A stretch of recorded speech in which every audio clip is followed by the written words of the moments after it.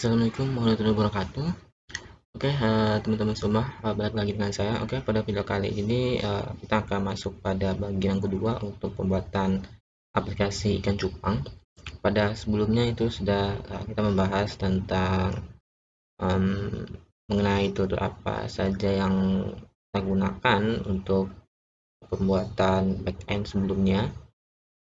Terus sebelumnya kalau kita sudah mengetahui apa model studi kasusnya seperti apa, sudah mengetahui mengenai web service juga sudah. Nah, selanjutnya pada bagian yang kedua ini kita akan masuk pada apa itu coordinator 4. Nah, karena sebelumnya kita sudah menjelaskan itu web service yang kita gunakan, yaitu nantinya kita akan menggunakan salah satu framework yaitu coordinator 4, yang mana pada coordinator 4 ini dia sudah menyediakan yang namanya itu REST-nya atau representational state transfer-nya. Nah, sebelum kita lanjut apa itu REST, nah kita akan membahas tentang coordinator 4 atau C4 terlebih dahulu ya. Nah, coordinator itu sendiri dia merupakan salah satu framework PHP yang digunakan untuk membangun sebuah aplikasi berbasis web atau mobile sih sebenarnya. Nah, selanjutnya itu untuk koordinator itu sendiri itu ada beberapa pilihan, itu ada mulai dari 2, ada 3, dan ada 4. Nah, karena di sini kita akan butuh atau kita akan membuat REST, yang mana nanti ada di koordinator 4 itu kita akan membuat REST servernya. Itu untuk kode yang menyediakan REST atau secara defaultnya itu yang ada di koordinator 4. Jadi dia sudah menyediakan REST-nya. Sedangkan untuk koordinator 2 dan 3 itu tidak menyediakan. Maka dari itu kita menggunakan yang koordinator 4. Selain itu di koordinator 4 sendiri itu ada beberapa keunggulan, itu diantaranya itu ada untuk database table migration ya. Terus juga dari segi security-nya juga sudah ada untuk konfigurasi security juga lebih bagus. Terus dan beberapa kelebihan lainnya. Nah, itu untuk yang koordinator 4 dia juga mendukung PHP versi 7.2 ke atas. Jadi untuk bisa menggunakan framework koordinator 4 ini kita harus untuk server lokal kita atau web server lokal kita itu sudah mendukung PHP versi 7.2 ke atas. Nah, jika belum itu jika versi dari web server dari teman-teman semua itu kurang dari 7.2, maka disarankan untuk mengupdate-nya terlebih dahulu.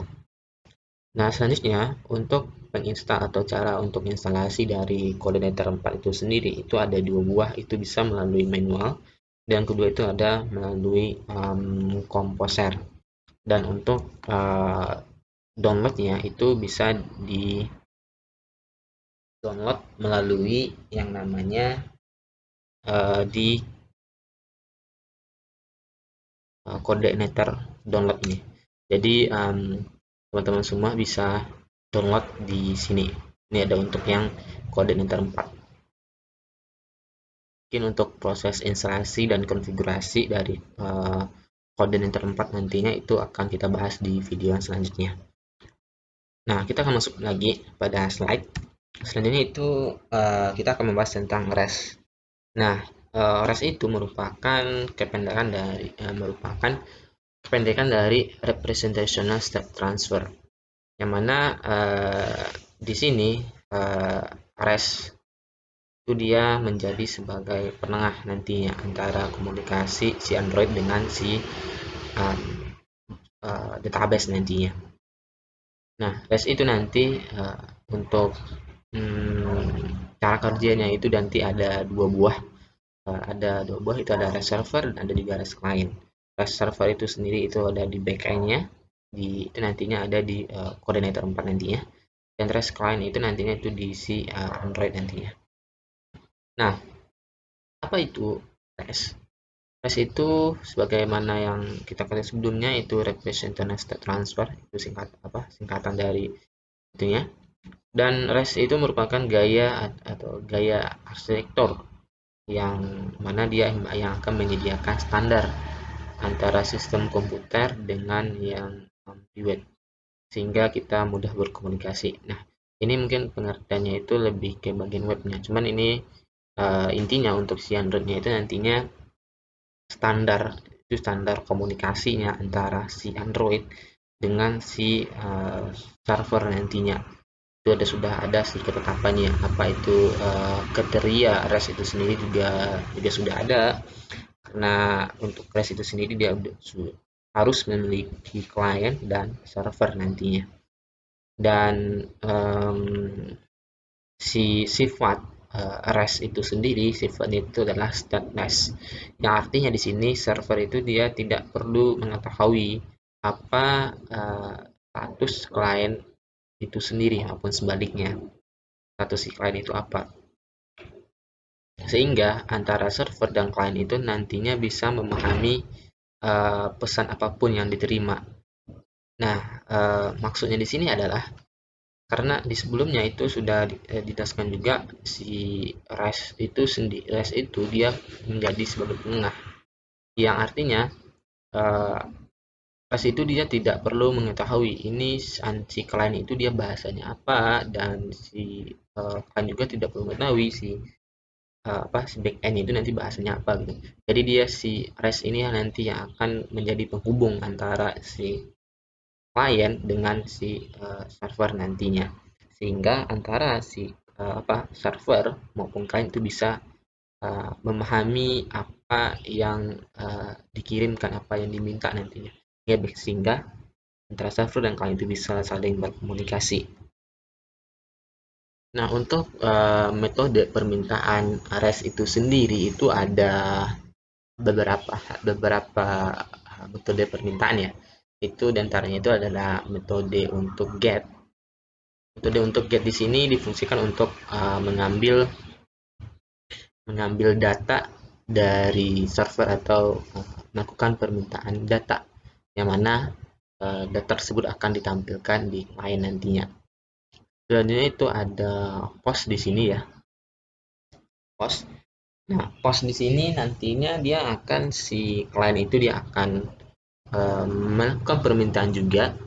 Namun untuk permintaan itu data yang dikirimkan itu dari si klien itu akan ditampung di back end nanti ada untuk menampungnya itu. Nah, dari si back end itu nanti dia akan meminta dan melakukan permintaan ke si database nantinya, seperti itu nanti. Nah, get ini dia untuk yang put ini dia untuk melakukan update data. Ini dia berdasarkan ID. Nah, selanjutnya itu ada juga method untuk menghapus data, itu delete. Nah, selanjutnya itu ada yang namanya itu adalah API. Kita sudah asing atau juga sudah pernah mengetahui apa itu API, itu atau Android Programming Interface. API sendiri itu merupakan tingkatan dari Android application programming atau Android Programming Interface, yaitu yang mana dia itu sering digunakan developer untuk mengizinkan dan mengintegrasikan aplikasi yang berada di platform yang berbeda, sehingga satu sama lain itu dia bisa terkoneksi atau terhubung dengan yang lainnya. Nah, tujuan utama dari API ini digunakan untuk membuat perangkat lunak itu dia bisa saling berbagi data antara aplikasi yang sama dari platform yang sama maupun yang berbeda. Nah, perbedaan dari API itu sendiri dengan REST API itu dia merupakan sebuah perangkat lunak atau software yang mana dia yang akan mengintegrasikan antara aplikasi yang dibuat dengan aplikasi yang lain. Yang artinya di sini yang akan mengintegrasikannya itu si API-nya. Nah, REST API itu dia merupakan salah satu desain arsitektur dari atau yang terdapat di dalam API itu sendiri. Jadi REST API itu dia merupakan salah satu dari arsitektur yang ada di dalam API. Nah, untuk cara kerja dari si REST API itu sendiri itu sebelumnya sudah dijelaskan juga cara kerja REST API itu dia RESTful API, yang dinamakan dengan RESTful API, yang mana dia itu terdapat yang mana REST client itu atau REST client itu dia akan melakukan permintaan data ke server.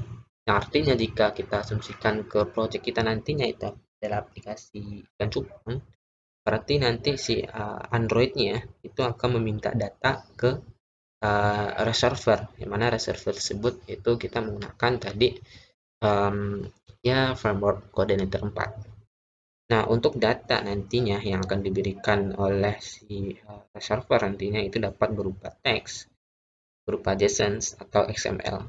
Namun mayoritas itu data atau yang diberikan atau yang format yang diberikan server nantinya itu JSON. Ini tergantung kita sih mau pakai yang mana. Cuman rata-rata untuk penggunaannya itu data yang diberikan dari server itu yang digunakan itulah data JSON nantinya. Nah, mungkin sekian untuk penjelasan mengenai koordinator 4, REST API, API, dan mengenai untuk perbedaan kedua hal itu tadi. Oke, selanjutnya kita akan masuk pada bagian untuk bagaimana cara untuk instalasi dari koordinator 4 dan bagaimana cara untuk konfigurasi dari koordinator 4 itu sendiri. Mungkin sekian, terima kasih. Sampai jumpa di video selanjutnya. See you next time.